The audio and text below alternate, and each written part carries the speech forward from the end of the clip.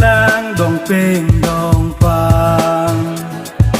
te ku pu sili ke jok ke long jita te ku pu sili ke jok ke long jita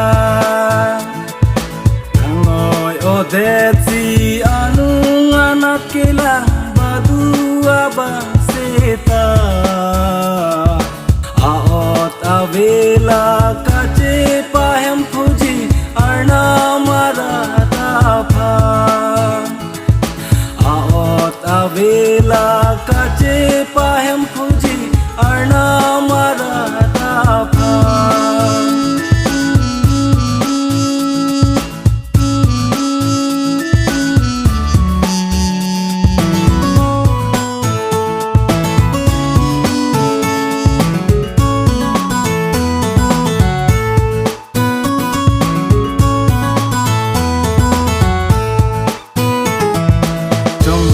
trong hi kerta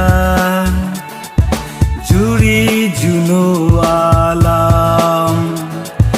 che than bo marni wa che o un e non am te ku pu sili ke jok ki long jita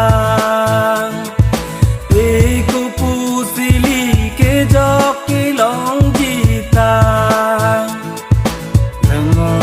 det si anu anak kilang badu abang seta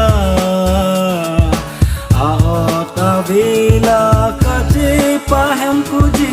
arna marata pha aot avela